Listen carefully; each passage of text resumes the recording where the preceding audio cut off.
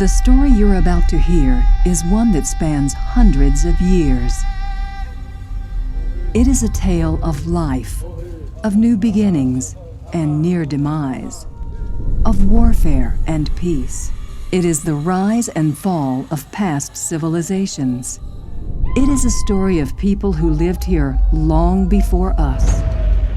Today, we know them as the Poarch Band of Creek Indians, a federally recognized sovereign nation with their own system of government and bylaws, their own police and fire department, as well as a complete healthcare system for tribal members. The Poarch Band of Creek Indians has a proud and distinct culture their people have passed down from generation to generation. Today, this sovereign nation is an integral economic part of the state of Alabama, providing many jobs to Alabamians throughout their multiple business ventures. But there is a part of their story that was steeped in a struggle for survival and a battle to reclaim their lost culture. This is the story of the Forgotten Creeks.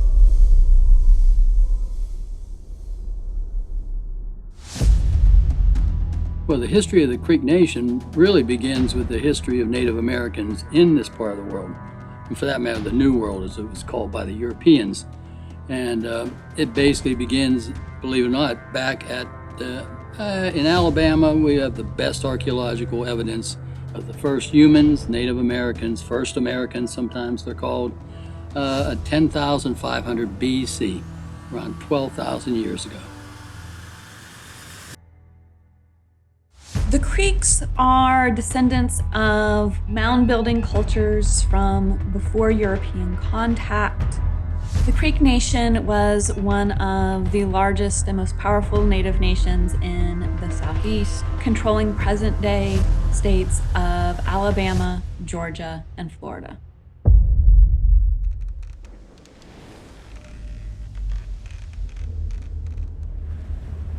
Who would have thought that here in Alabama, the ancestors to the Poarch Creek, they had an event occur in which you had these Spanish explorers, Hernando de Soto specifically,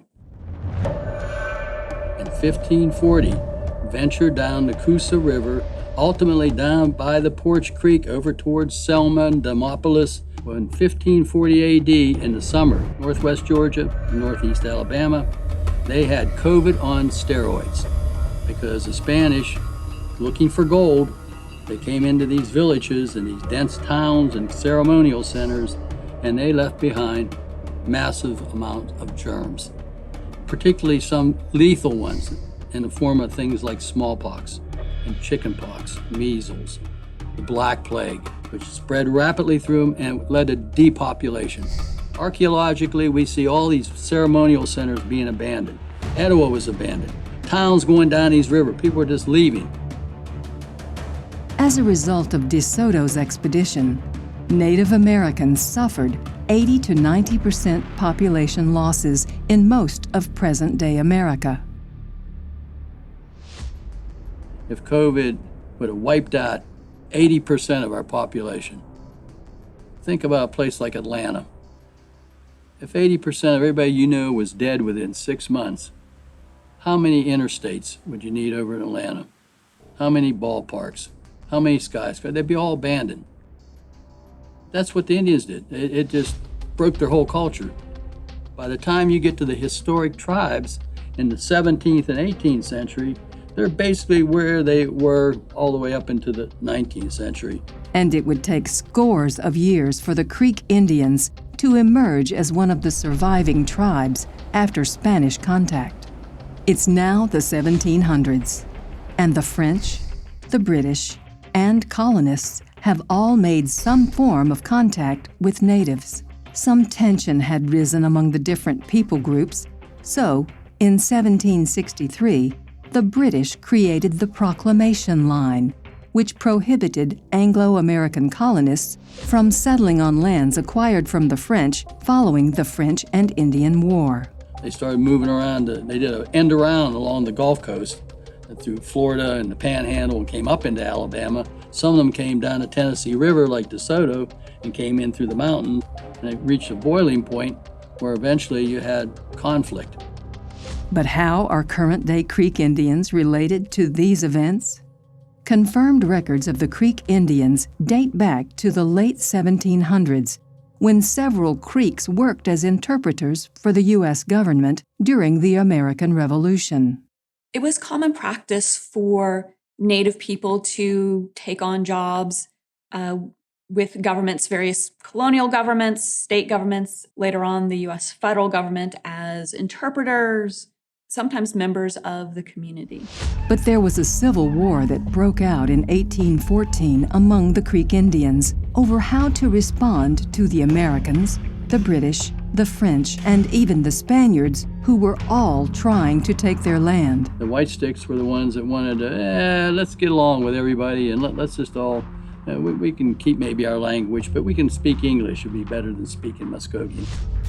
On the other hand, from what I understand, the upper Creek towns in northern Alabama, they didn't really like all these white settlers moving in.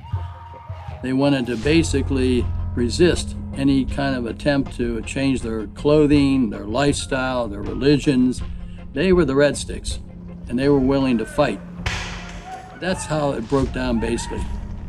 In the Treaty of Fort Jackson in 1814, which ends the Creek War, Andrew Jackson promised the Creeks that the remaining land would be protected, and the United States would only have the right to build roads and military posts and trading posts within that territory. When they ultimately lost to Jackson and Horseshoe Bend, they signed the Treaty of Cassetta. That gave up kind of the central part of their original territory, and that became the original state of Alabama. That's how in 1819 Alabama became a state. Fast forward a few years, and General Jackson is now President Andrew Jackson. President Jackson wanted to remove predominantly Southeast Indians to open up more land for cotton expansion, for the expansion of white settlement. There were also conflicts with state governments and the tribes that he thought would be solved by removing the people farther west. But just a few years later, Jackson's disdain for Indians became most apparent when he ordered the removal of all southeastern tribes to make space for white settlements. The Indian Removal Act resulted in what we know as the Trail of Tears, a forced march from the southeast to new lands in present-day Oklahoma. Andrew Jackson was elected president. The following year, the Congress passes the Indian Removal Act, which Jackson signed.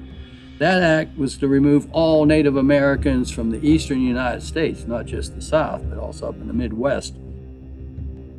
The government and the Army moved all the Indians in Georgia and all. They'd round up 1,000 or approximately 1,000 Indians, and they'd put an officer in charge of that 1,000 people, and they'd march them to Oklahoma.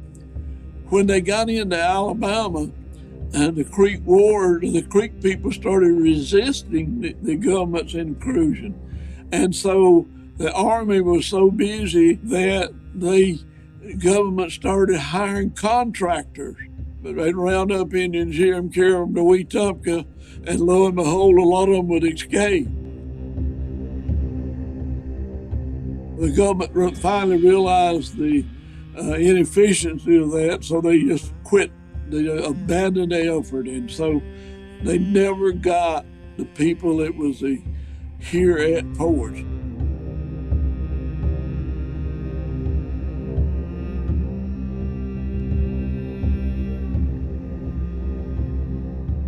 Despite the removal effort, several Creek families in South Alabama were able to escape expulsion. Those who had been loyal to the U.S. government or had worked as scouts and traders were allowed to remain and were awarded land grants.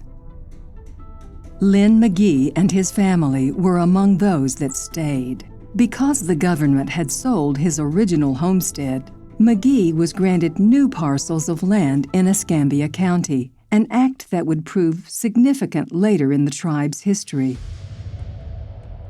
As part of the Treaty of Cusseta, the removal treaty that the Creeks signed with the U.S. government, one of the provisions allowed for individuals to remain if they gave up tribal citizenship and promised to live under the laws of the state.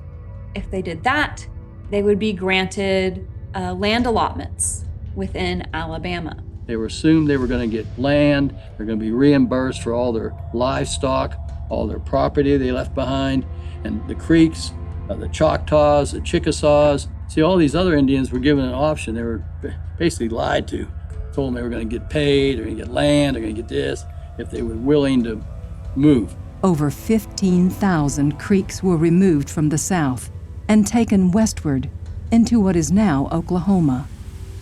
But unlike most Creeks in Alabama, a few accepted land allotments or evaded removal altogether and stayed behind. Those that remained lived as farmers, struggling to provide for their families. It was tough for them to survive. We had it just as worse during the civil rights movement as African American people.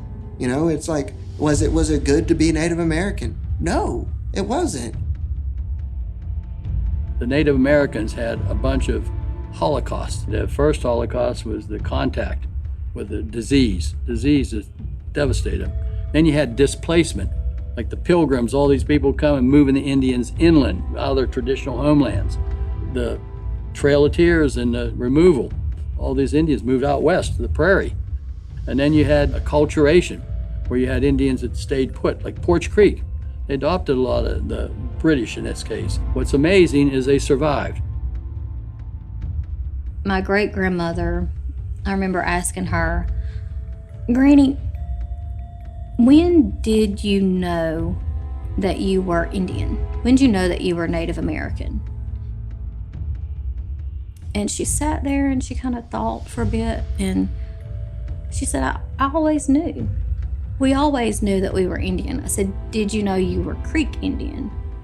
She said, no, we didn't know what kind of Indian we were. We just knew we were Indian. We knew that we were different. It's important to recognize that, what's been passed down is this genetic imprint of just this resilient people. These people who've been through so much. There are civilizations that didn't stand the test of time. They died out. Our people walked this land far before anybody ever touched it. Our genetics are imprinted everywhere. It's honestly a story of just resilience. Many natives worked as sharecroppers and continued to face threats of removal. And in the late 19th and 20th centuries, they faced even more segregation and discrimination in schools and churches throughout the Jim Crow era. I think it made you feel like you were inferior. To me, it did for me, that you were lesser. When people won't want to sit with you, sit beside you, don't sit behind you, they want to drink water after you, you were the last one chosen, you always last. So I reckon it just makes you feel last, The discrimination was no more apparent than within the school system at that time. Education is the key to so many things, and it's not just the academic piece. It's the experiential piece. It's the meeting other people with different backgrounds, experiences. Both my grandmothers did not get their GED until they were in their 50s. So think about it. Think about the struggles they had growing up, that they were not allowed to go to school. They were not allowed to create and achieve their dreams like we are today. Indian people are just like anybody else, is what I'm trying to say. I was a kid just like anybody else was. But, Mama told us that we was Indian people, and I never knew being Indian was bad. The Poarch Creek Indians had many struggles throughout the years. Education opportunities just was not any. For what I saw is people that were poverty, no transportation, no health care, no education. How do you survive? In my role with the tribe, one of the things I have to look at is weather. How's weather going to affect this community? How is weather going to affect team members or guests to this reservation or to our facilities? My grandmother wanted to be a meteorologist. But at that time, who was going to allow an Indian woman to not only go to high school, but to go to college to become a meteorologist? Not a whole lot of people. And I think my love of weather and understanding weather came from my grandmother, who all she wanted to do was be a meteorologist. In the earlier part of the 19th century, Indian children were not allowed to go to any public schools. Their only education came from churches that were attempting to help, and at best would only go up to the 6th grade level. You know, I didn't know racism or anything like that until I got in school. And that followed me from, I would say, about the 3rd grade up until I graduated from high school, 12th grade. I feel like I don't harbor any of that anymore. It was a struggle. Our people saying that we needed education. It was great to have the missions that come in our community, which was the Mennonite mission, the Episcopalian mission, the Baptist missions. A lot of they come in and they really helped a lot. You weren't allowed to get on the school bus, for God's sakes. You couldn't get an education past the 6th grade. That's unheard of now, right? You know what I mean? Everybody's allowed to get an education, but like, you know, during the 60s, like who are you to tell me that I can't educate my children? We were told that, you know, we essentially weren't good enough to go to the local school system just because of the color of our skin. We're talking, you know, like late 40s or 1950. So the school didn't go far. So you were able to maybe read and write, did a little arithmetic, and then that was about it. I hear my mom talk about right in front of our house, Daughtry lived with his twin girls and was about the same age as my mother. And he got out and stopped the bus. School buses wouldn't stop for Indian children until one day a man by the name of Jack Daughtry would take a bold stand. He took his twin girls and stood in the middle of the road, forcing the bus to either stop or run over them. The bus did stop, and Jack's children were taken to the public school that day, but much more needed to be done. Who are you to tell me that I'm not allowed to be something more than what you've labeled me as? Oh, I'm an Indian, so I know I'm cut off. I'm cut off from knowledge. I'm cut off from the, you know, whatever I can do more. But no, he called their bluff, and he capitalized on it, and he said, I'm gonna do what it takes. For many years, the Creek Indians in South Alabama had no elected leaders. In fact, an anthropologist by the name of J. Anthony Paredes visited the tribe, labeling them as the Lost Creeks of Alabama. He made note that they had no organized leadership.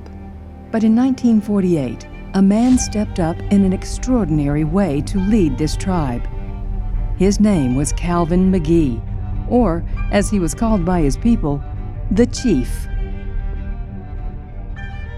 This bold act by Jack Daughtry caused Chief Calvin McGee to bring a lawsuit against the county school board to allow Indian children to attend the local schools. One point, my own family could not ride the school bus. And I'm so glad that even though Chief Calvin had no degree, didn't have a high school education, but he never gave up the fight for our people to ride a school bus. Their children were allowed to go to public school. The state even provided funding to build their very own school within their community. From what I've learned is I've known that he was a stand-up man. He was, God-fearing man. He knew who he was. He was a Native American man. And I think what's amazing is, he owned that during a time that it wasn't good to claim those things. My word is my bond. And he said, if I shake your hand, that's it. And he had several of those people that he talked to. He shook their head, and that's what he told them. He said, you can count on what I tell you, because it's going to be what I know to be the truth.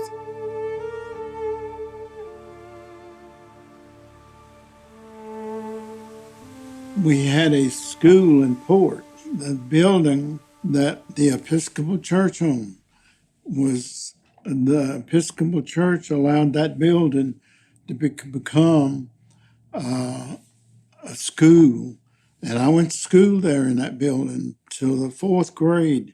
And then we built the brick building that's there you see in the community. That school was the first school that was built for the Poarch Band Creek Indians. And I went through the 4th through the 6th grade there and graduated from there. And then started attending school in Atmore. My granny was an incredible woman, and I think she underestimated herself. I don't think she recognized that it was the inherent racism and the fact that the Indian school only allowed them to go to school to 6th grade, and that she wasn't allowed to go to school beyond 6th grade. But she had that quest, that yearning for more knowledge, that yearning for experience.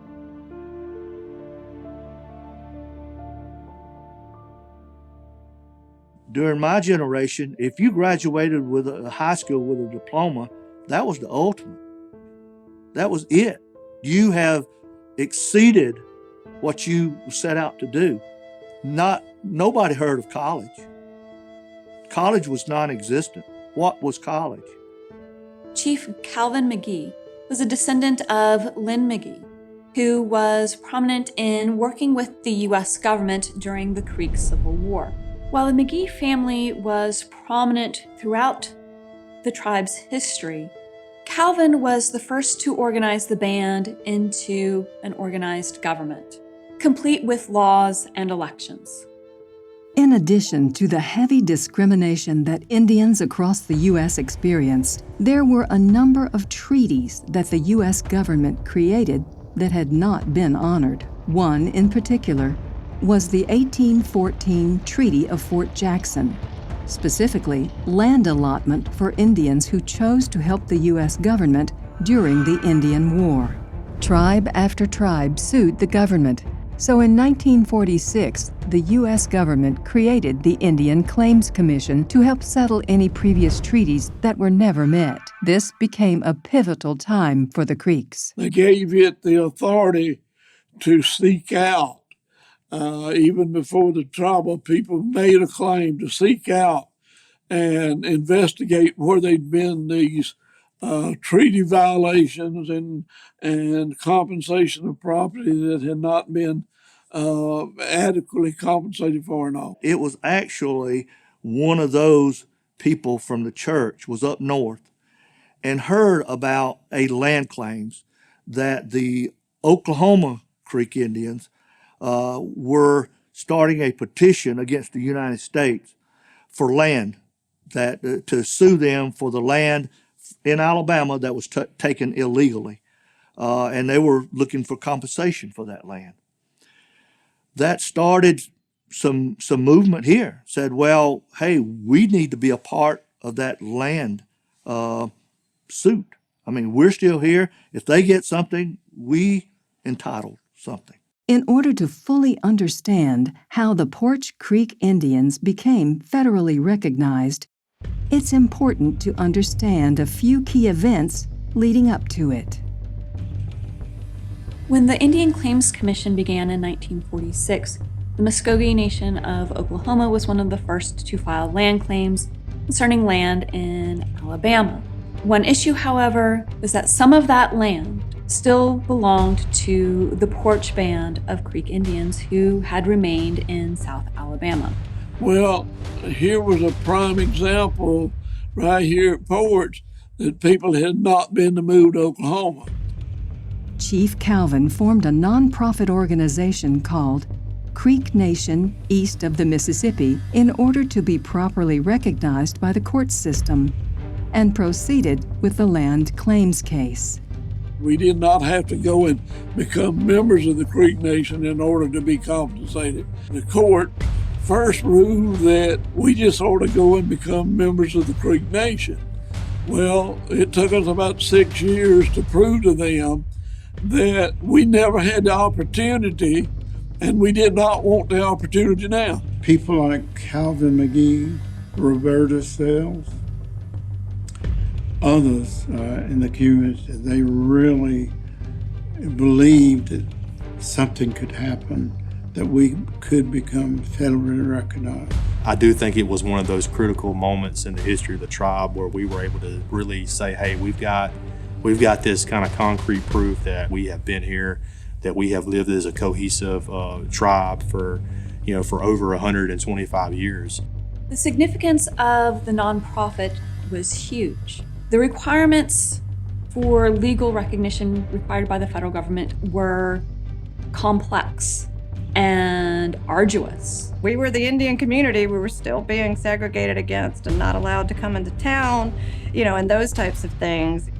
This case was taking decades to conclude, but it was coming to an end.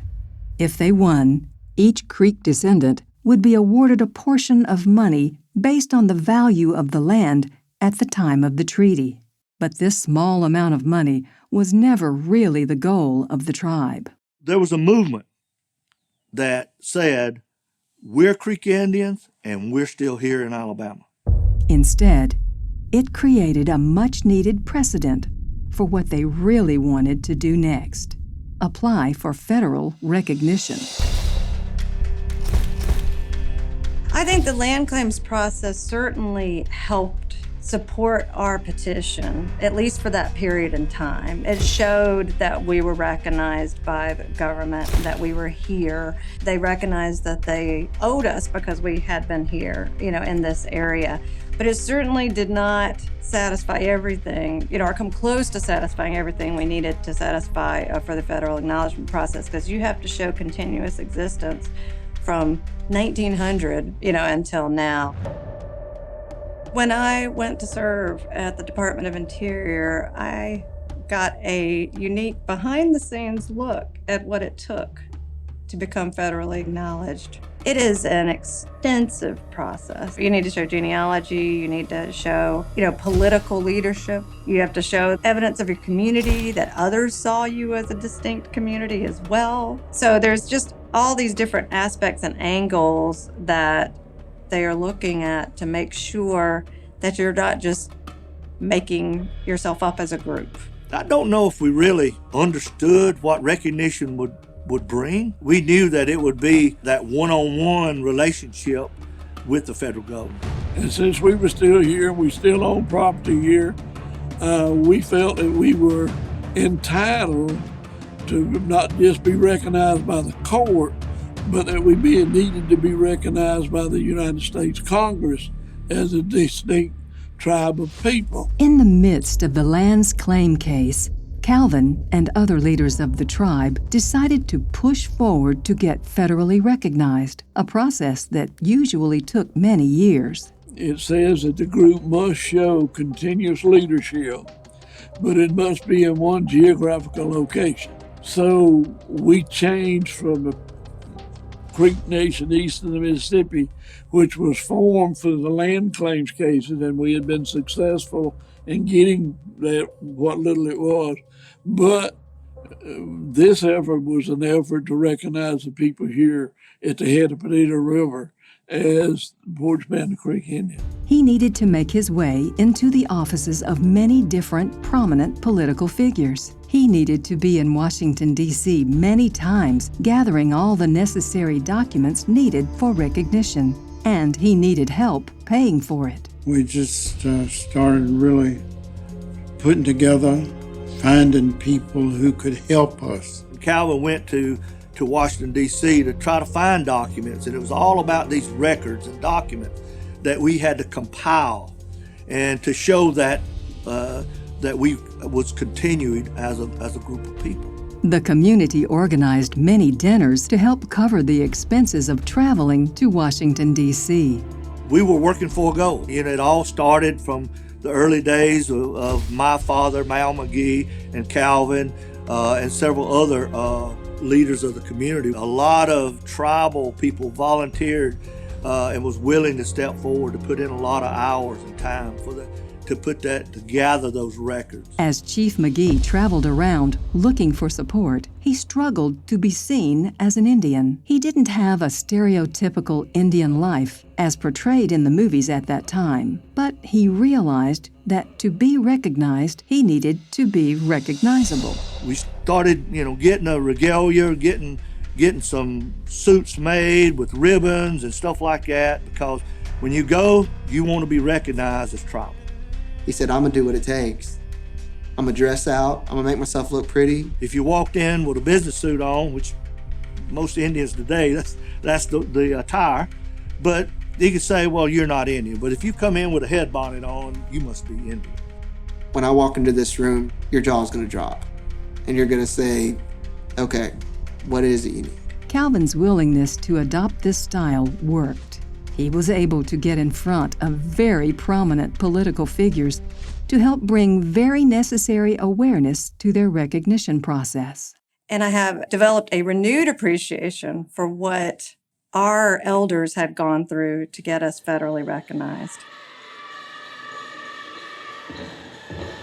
Poarch Creeks began their powwow to celebrate culture, family, and community, while raising awareness that there was still a Creek tribe in Alabama. We'd heard some of our folks, and I think several of them had been to Oklahoma, and they heard the term powwow, and that's how we started at home. At home being Poarch. Once we had that first powwow, and where we probably had a couple thousand people show up. From there, it grew. And these powwow events would be used to attract all the right people to see just how relevant this tribe was. It continued. As a young boy, I danced. We started powwows right here in our community for an event to let everybody else come in and to see that there's Indians still in South Alabama. As a little girl, I always participated in the native dance. Mr. Billy Smith, one of our elders, he was always so passionate about our heritage and our culture, and he told us to never be ashamed of who we are as Creek Indians. And he taught us that native dance. Once we had that first powwow, we continued to have powwows. And we invited different tribes from the nation to come and visit us and see that we were Creek people. Throughout that application process, we had a lot of folks. We had political leaders, congressmen, senators that really supported us, local political people, even in the city of Atmore, all supporting our efforts. The federal benefits that could be offered if you received federal recognition were immense at the time. He put all the blocks together, and it took help. It wasn't just him, though. It took the community. It took people. It took people gathering money. It took help from, whether it was lawyers, it took help from the church. Chief Calvin has something going here. We need, all he needs right now is our support. And that help came in multiple forms. Chief Calvin McGee was a sharecropper with few financial resources. He had nothing. He worked hard. He had a little farm down in Poarch. He really just about lost everything he had with the recognition process. There were several times that he had to mortgage his house, and if he had any farm money, then he used his own money, in other words, to make the trips if he could. And then his sons would help him, give him money to buy gas, buy food, all that kind of stuff. My mom remembers going to Virginia. We used to go up there. My dad took Indian people up to Virginia, dig potatoes and do a lot of that. And then when they get ready to come back home, they'd all get back on the back of a flatbed truck and ride back to Alabama.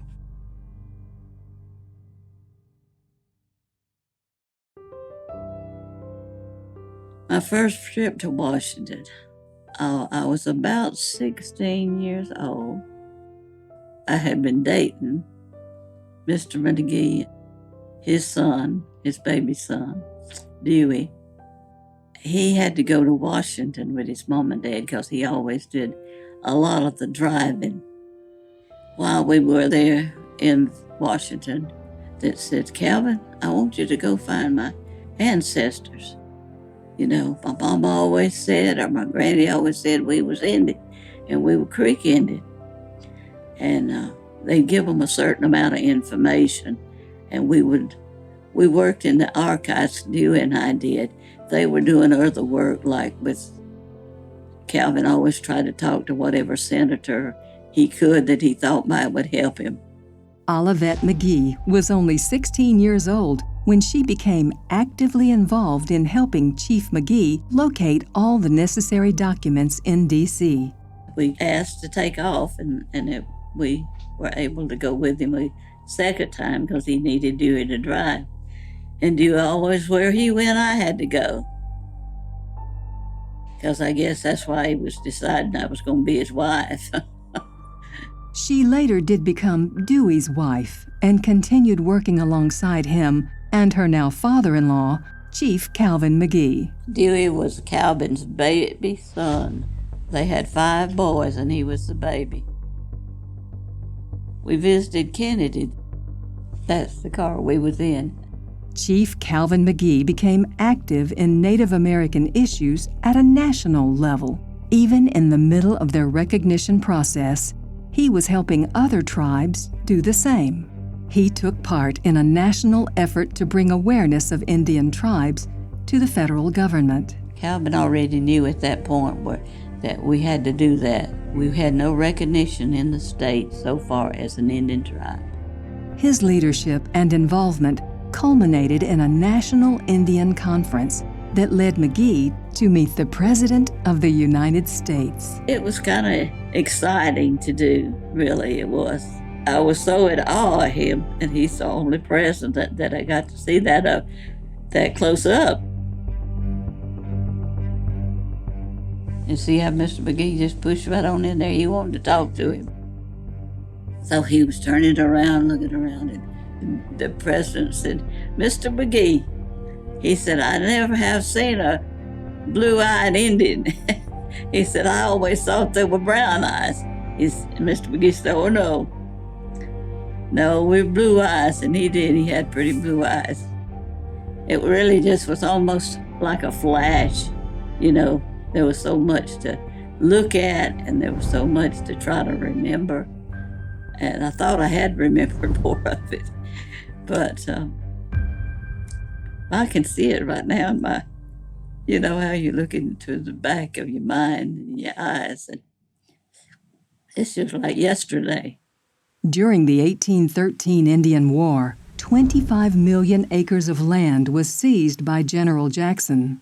Calvin McGee and the tribal leaders proved that payment was never made for this land. As a result, the Creek Nation was awarded a sum of $4.5 million, for which each original member of the Creek Nation east of the Mississippi received $113. I received a check as a little girl, and it had my name. And I told my mom, I said, "That's my check. That's in my name." She said, "No." She said, we have to send that back to the tribe so they can use that money to go to Washington and continue to fight for federal recognition." And I didn't get it as a kid because I was like, "Mom, that check's in my name. That's my money." But I'm so grateful that she understood and that she knew the significance and what would come from being federally recognized as a Poarch Band of Creek Indians. The ironic and one of the real tragedy things about it is Calvin McGee never got to see the result of that lawsuit.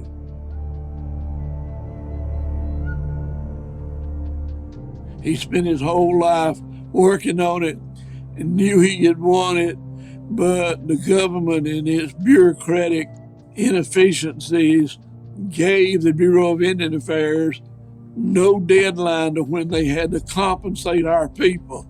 So Calvin died before he ever seen anybody receive compensation for that. And I just really was sad, because when he worked so hard, he would stay up till late at night working on those things. People just don't realize how much time he put in.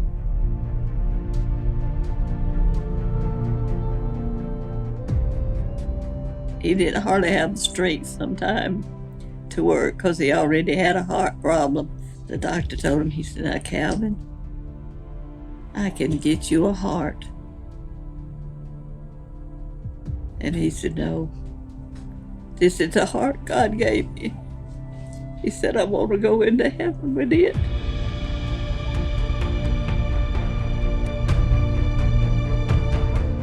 Because Calvin loved his people. He wanted to work for them, and that's why he did it.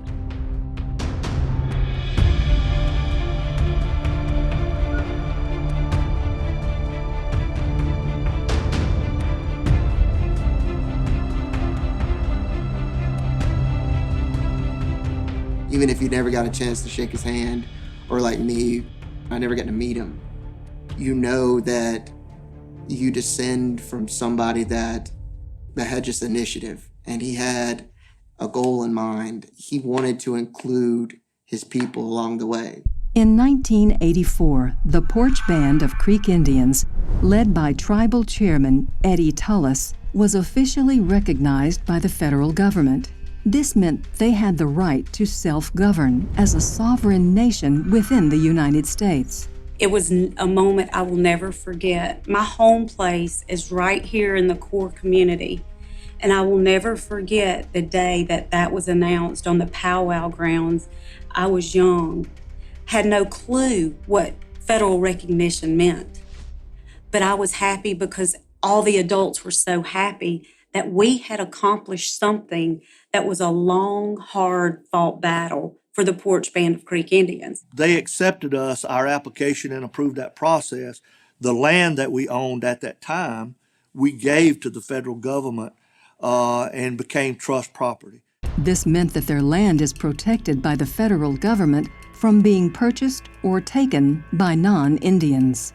And though the federal government offered some assistance, the tribe would need to step up in significant ways. We were in extreme poverty. We've seen right off the bat that federal funding was not going to be enough. Their people still lived in tremendous poverty, and the tribal council was eager to work towards improving their way of living for the first time.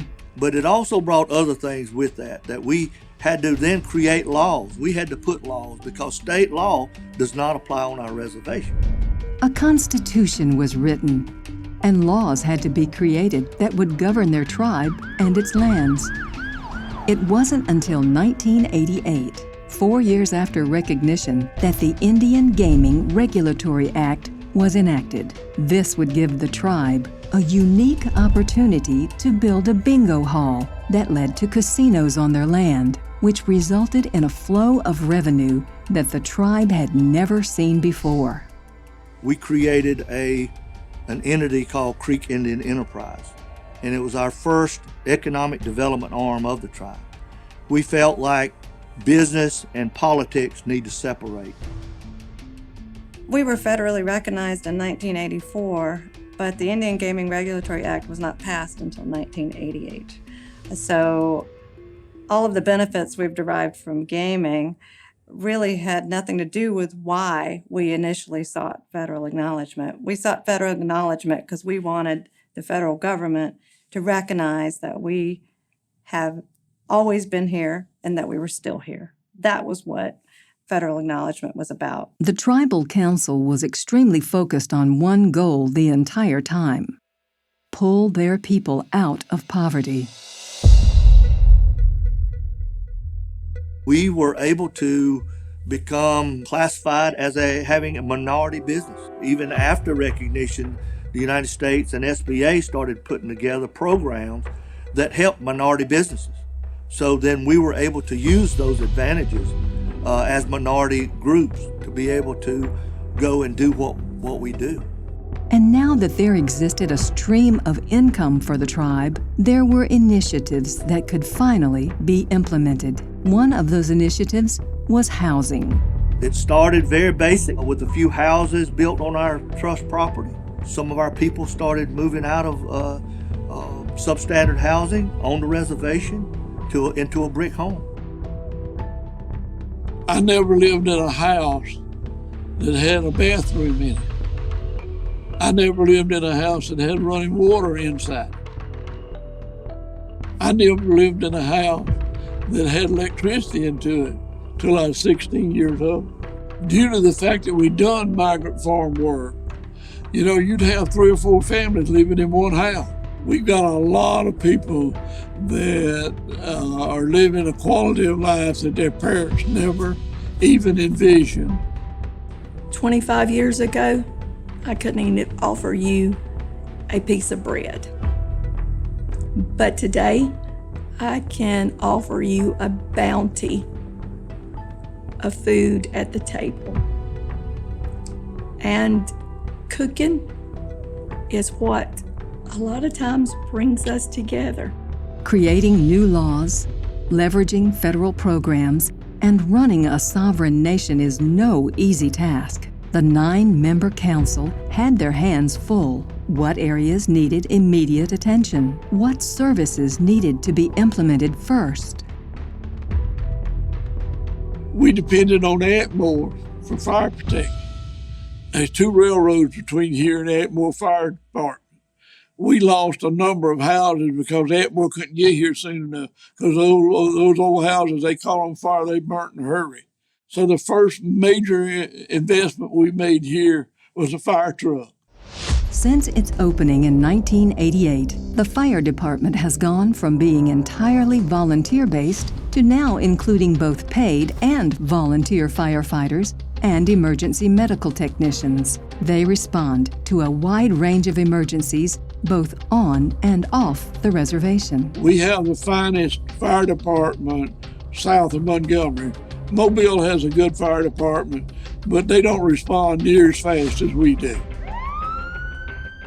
Just having that readily available fire equipment, major benefit for the people here.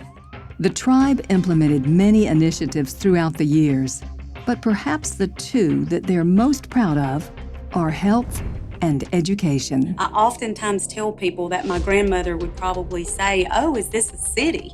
She would be so shocked because the years that we had health care growing up, I used to get my teeth cleaned in a little Airstream bus.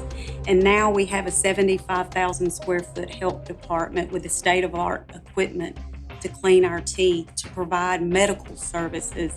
And the future goal for our health department is to provide concierge medicine to all of our members and our employees. Education from the very beginning has been a foundation for this tribe. Our tribe offers so much to our kids these days. We offer $100,000 to every tribal member to obtain higher education, quality education, and degrees, and they have taken advantage of that. So my kid just got accepted into the 2K program. So now he has a spot in 2, 3, and 4K.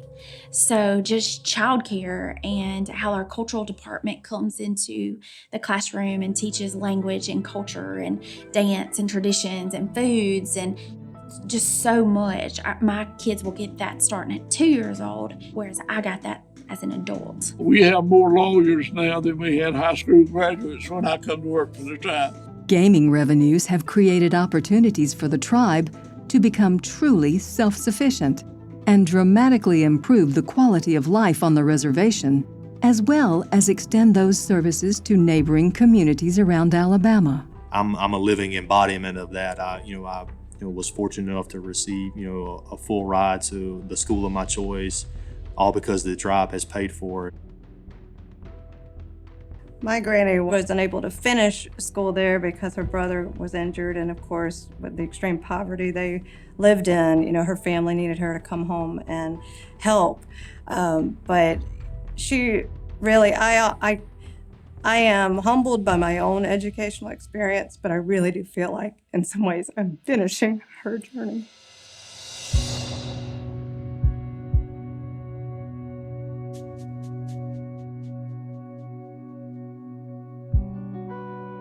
We're not unlike any other community in the country. All of our people suffered from trauma. If you were raised by our elders, if you were traumatized, you were told to push it down. You were told not to feel. You were told that that was not important.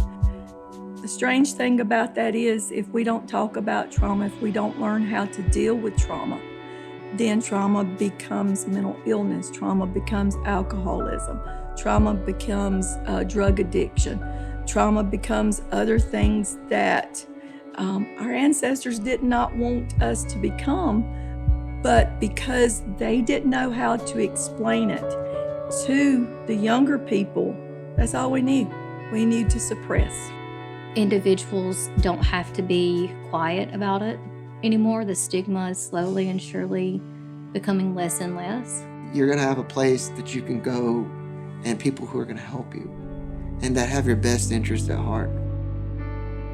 The Poarch Band of Creek Indians is a prime example of the progress federal recognition can lead to. The tribe has a stable government that provides for education, recreation, public safety, and health care. The tribe would not be where it is today if its leaders of yesterday had not acted on the vision they had for their people. Nobody in this community was raised, in the way that our old people used to do it. It was looked down upon. It wasn't as acceptable and cool as it is today to be Indian or to have something different about you. We need to continue to educate them on the struggles, who they are as a tribal community and people. Some elders had told me one time that this is always going to be home. No matter where you're at, this place you can always come back to. This place will always accept you. There is a connection with all of us that have grown up in this community. It is unique. It surpasses our blood ties. It's the experiences that we've all shared. But first and foremost, we are forever a family. If I had one wish, I wish that those people who came before me could come back and stay for about 8 hours and see where we are. See that everything that they struggled for, all of the criticism and all of the opposition, all of everything that they were told they couldn't do and that we would never accomplish anything, I wish they would come back and see where we are. He dearly loved his people, and that's why he would spend so much time, because he knew what of things to come. He knew there would be good things, and he wanted it for his children and other people's children.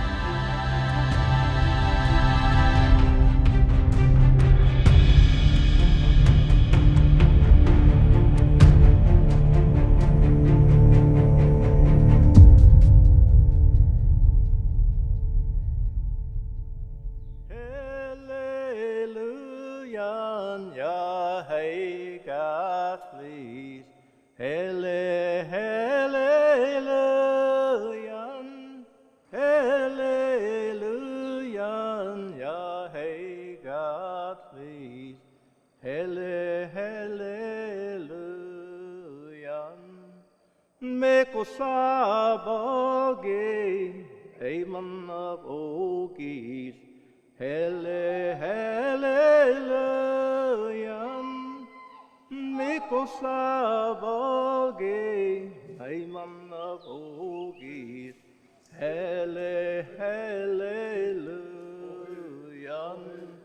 Hallelujah, ja, hey, God, please.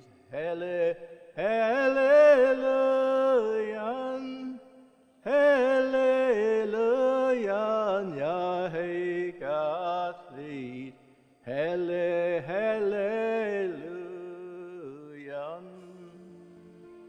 But oh,